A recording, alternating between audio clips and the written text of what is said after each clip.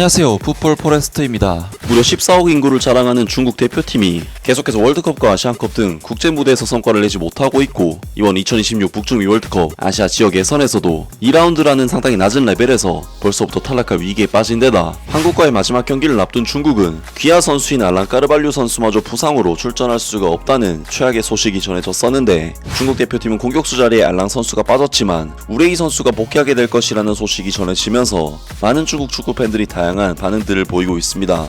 바로 지난 주중에 있었던 북중미 월드컵 2차 예선 5차전에서 대한민국 대표팀은 싱가포르 대표팀을 무려 7대0으로 박살을 내면서 승점 3점을 추가했었는데요. 우리나라 대표팀은 이번 경기 승리를 통해 4승 1무 0패의 성적으로 C조 1위 자리를 확정짓게 되었고, 싱가포르 대표팀은 탈락을 확정짓게 되었지만 C조 2위와 3위인 중국, 태국 대표팀의 경우 마지막 경기 결과가 굉장히 중요해졌다고 할 수 있는데요. 중국으로서는 마지막 남은 상대인 대한민국 대표팀이 싱가포르 대표팀을 7대0으로 박살낼 정도로 정말 압도적인 활약을 보여줬기 때문에 사실상 남은 경기 패배가 유력한 상황이고, 반대로 태국으로서는 싱가포르전 승리 가능성이 높은 만큼 중국 대표팀은 월드컵 예선 탈락 위기에 몰린 상황이라고 할 수 있는데, 어쨌든 중국으로서는 쉽지 않은 상황에 빠져있는 것이 사실이긴 하지만 경기 전부터 포기할 수도 없는 만큼 한국과의 경기를 준비를 하고는 있습니다. 물론 중국 대표팀의 객관적인 전력은 아무리 따져봐도 한국에게는 절대적인 열세라고 할 수 있는 정말 엄청난 차이를 보이는 것이 사실이긴 하지만, 그나마 변수가 있다면 중국 대표팀은 프리미어리그에서도 뛰었던 타이아스 브라우닝, 브라질 출신 선수들인 에우케송, 페르난지뉴,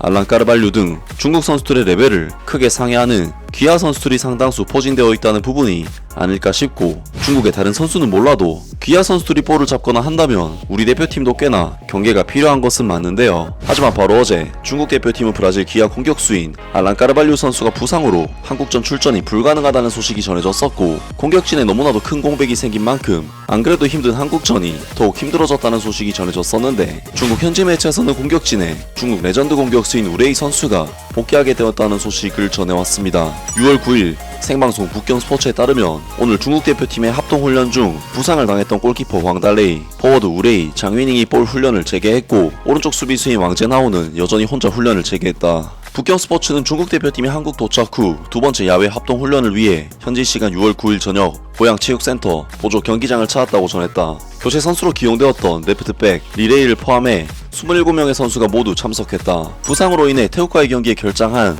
레프트백 리레이가 9일날 중국 대표팀 최전선에 도착해 보고를 한 뒤 그날 밤 대표팀과 함께 훈련에 참가했다는 점은 주목할 만하다. 베이징 청년일보 기자는 9일 저녁 훈련에 리레이를 포함해 축구대표팀 선수 27명이 전원 참가했다는 사실을 알게 되었다. 전날 밤 부상으로 인해 조깅을 하던 골키퍼 왕다레이, 포워드 장위닝, 우레이도 이번에는 볼 훈련에 참가했다. 하지만 아직 실전 훈련이 가능한지는 미지수다. 중국 태국전에서 상대 선수에게 발을 걷어차인 오른쪽 수비수 왕젠하오는 아직 회복 중이다 라면서 중국 대표팀의 부상자들이 일부 복귀를 하면서 팀 훈련에 참여를 했고, 장위닝, 우레이 등 핵심 공격수들이 복귀를 했다는 소식이 전해졌습니다. 중국 대표팀은 태국과의 경기에서는 알란 까르발류, 페르난지뉴 투톱으로 경기에 출전했었지만 만족할 만한 결과를 얻지 못했었고, 우레이, 장위닝 투톱으로 경기에 나섰던 싱가포르와의 2연전에서는 각각 2득점과 4득점으로 뛰어난 활약을 보여줬었기 때문에 부상당한 알란 까르발류 선수와 태국전 극심한 부진을 보였던 페르난지뉴 등 현재 공격진에 많은 문제가 있는 중국에겐 장위닝, 우레이의 복귀가 천군만마와 같은 소식일 수밖에 없는데요. 하지만 아무리 우레이, 장위닝 같은 선수들이 중국 내에서 인정받는 선수들이라고 해도 한국을 상대로도 통할 만한 선수들인지에 대해서는 의문이 드는 것도 사실인데, 많은 중국 축구 팬들은 우레이 선수의 복귀를 반가워하면서도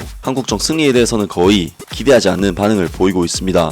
우레이, 장위닝, 왕다레이, 왕제나오가 가능한 한 빨리 회복하길 바란다. 특히 우레이는 더더욱 한국을 상대로는 누가 돌아와도 마찬가지다. 우리 모두는 대한민국을 이길 수 없다는 것을 알고 있으므로 스스로 포기하는 것이 현명할 것 같다. 대표팀에서 우레이의 역할은 엄청나다. 장위닝은 닭갈비 같은 존재다. 누가 대표팀에 돌아오든 전반적인 게임 읽기 능력, 기술적 인식, 예측 능력은 모두 같은 수준이다. 중국 스포츠계 전체가 바뀌지 않는 한 축구를 하는 사람들은 언제나 이런 사람들일 테니 결과를 생각하지 마라.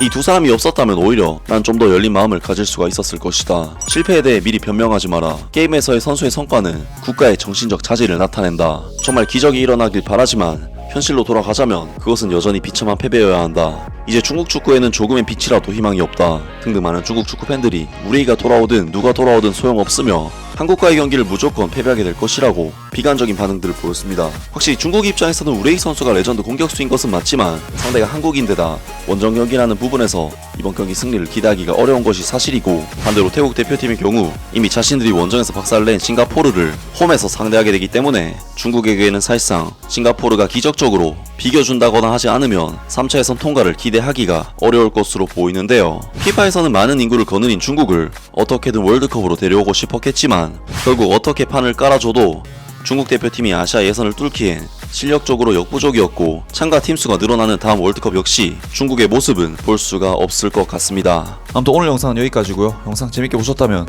구독과 좋아요 그리고 댓글 부탁드립니다. 감사합니다.